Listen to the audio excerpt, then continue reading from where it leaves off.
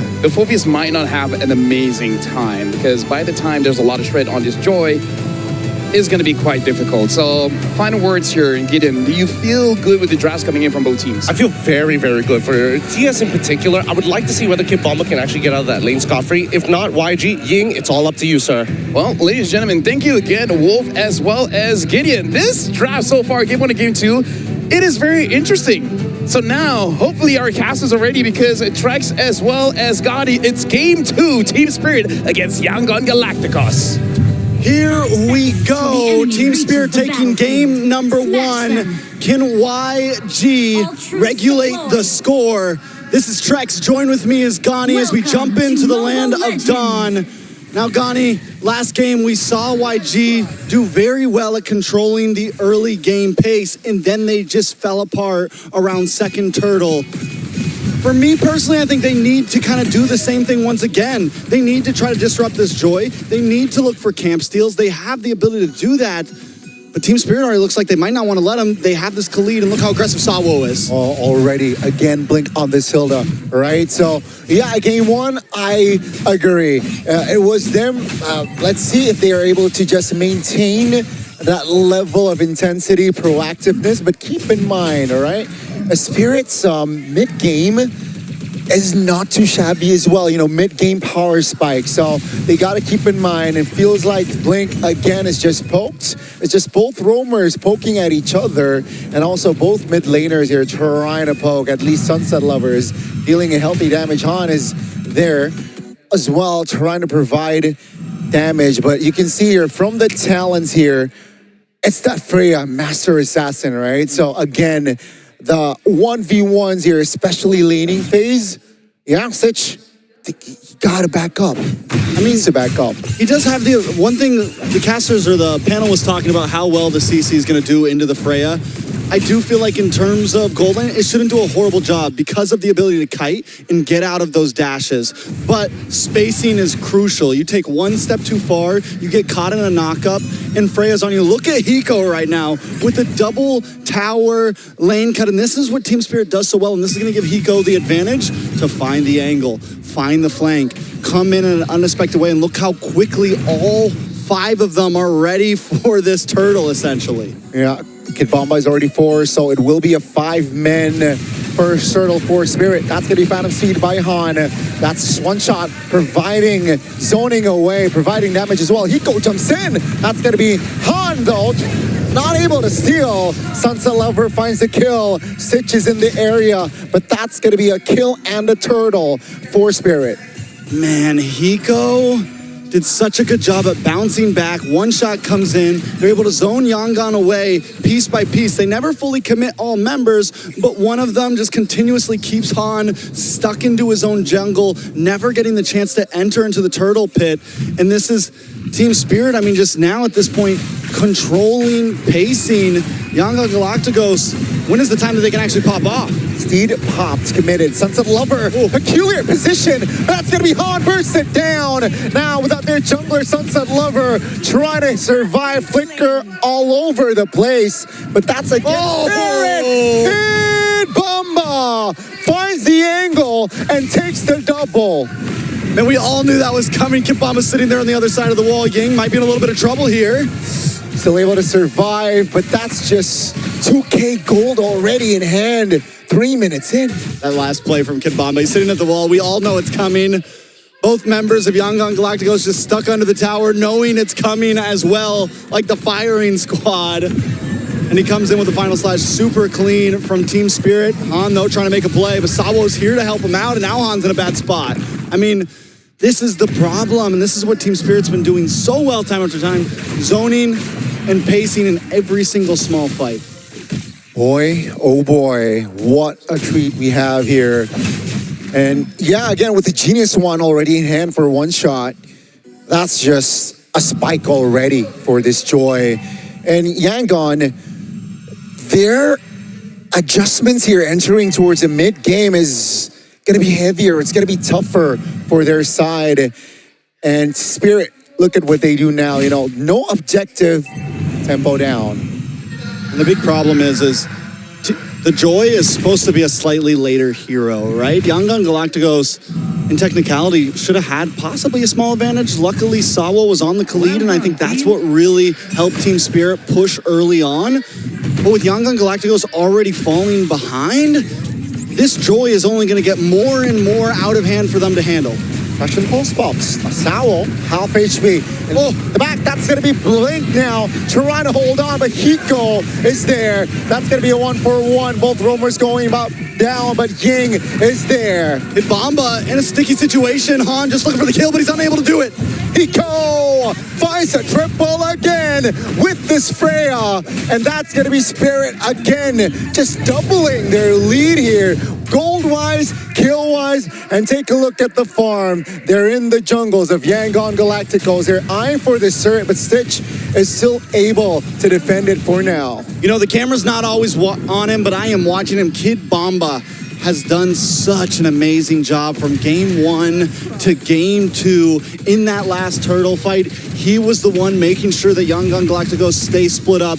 And once the turtle was taken, once One Shot and Hiko were ready to engage more, they join up with him and clean up the rest.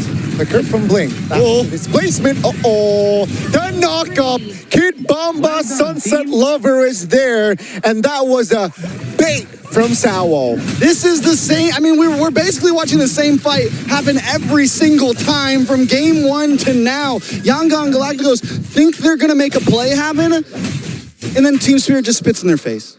I mean, it's rough at this point. Sunset Lover with the displacement. I mean, that was perfect. But once again, the damage wasn't there. And Yangon Galacticos has to know when to hit the brakes and when they can fight. And right now, obviously, they can't fight.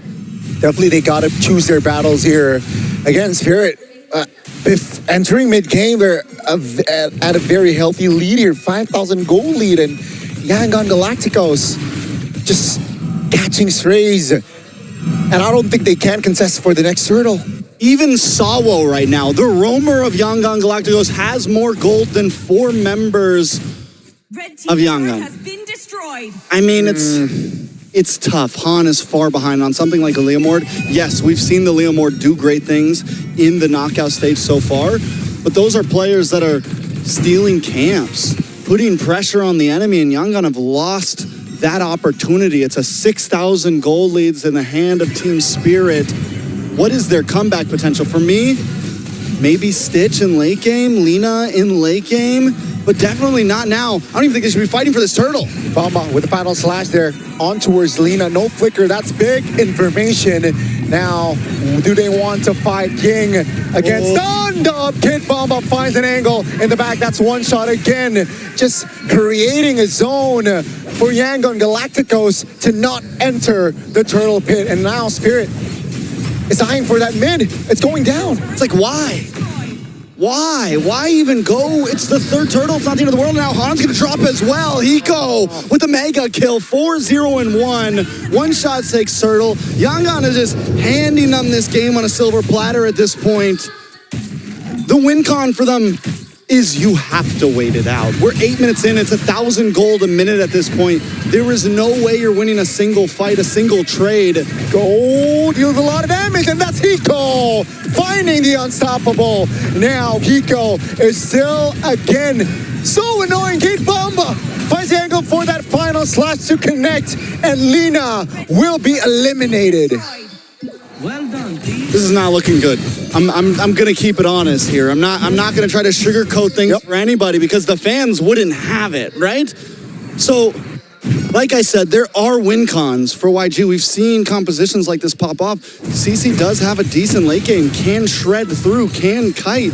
But at this point, we're talking 10 minutes from now. We're talking when both teams get to 60K gold and then it's just a tie game. And that's a long way from now. And the way that Yangon's been playing, I don't even know. When Skypiercer comes in for Ying, for Lina, is it even worth it? I mean, yes, it's a cheap item, but at this point, maybe go for something else. And when you get the opportunity, pick it up later as 4th or 5th item, if you even get that far. But at this point, you're going to get nothing out of that item. It's a 2,000 gold lead over to Sunset Lover in the mid lane. it's a rough position. Not many teams could get out of this, and if you're going to get out of this, you need to play this game perfectly. I mean, it's quite desperate going for that Sky Piercer, but that's going to be Blink again, isolated in the front, just taking everything, and it's got to be Kid Bomba taking the kill. We're not even 10 minutes in. The gold lead is already above 10,000, ladies and gentlemen. Again, things are not looking good for YG and Spirit. All they need to do is just control tempo, you know, and just wait for the next objective and so on and so forth. So far, so good for Spirit. At this point, honestly, Team Spirit, in my opinion, could try to force an end game right at this board. Yeah. The only reason why they might not is because they don't want to get loose and pull bad habits into future games. In all honesty, I feel like they could crack the can open and look for an end game here with the way YG is playing in game 2. Team Spirit, though, have been keeping it patient, which I think is a good habit, right? You want to try to carry these habits into future because, no, you can't just disrespect every team in the top 8. But with a 12.3K gold lead at only 10.5 minutes, with the type of composition, you have Hiko on a Freya, who could probably shred through 3 members easily, possibly under a tower. I mean, there was a large amount of domination. Yangon Galacticos blink majorly, cannot go too deep. We saw that mistake happen from him in previous games before a Lord came in, before a big fight. He goes and jumps into 3 members. That is something we cannot see. Definitely not. Lina can't get too far. Han needs to think about when he's going to pop his Phantom Steed. They need to essentially just focus on Lord in this fight. Let's see, they still have Holy Shields. Will they have enough gas to defend? Let's see, Spirit now trying to find an angle. Sieging top. And yeah, they have triggered all 3 Holy Shields. Hiko has the golden staff in hand. So, you know, attack speed-wise, it's buffed for Freya. Freya's up. I mean, Freya definitely. Oh, speaking of Hiko, already diving in.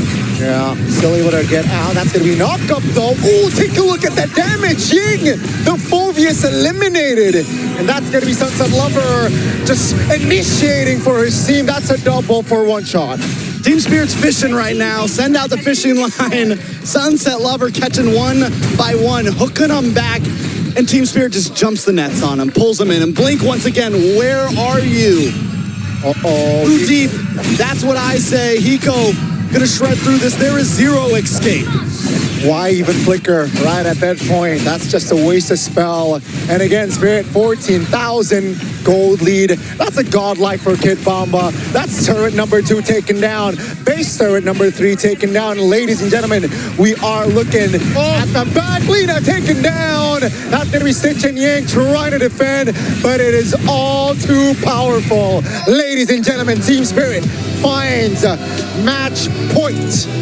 In a dominating fashion, Team Spirit take the dub.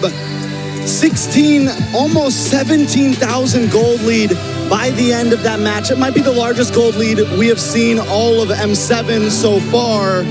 Could be honestly in the books for most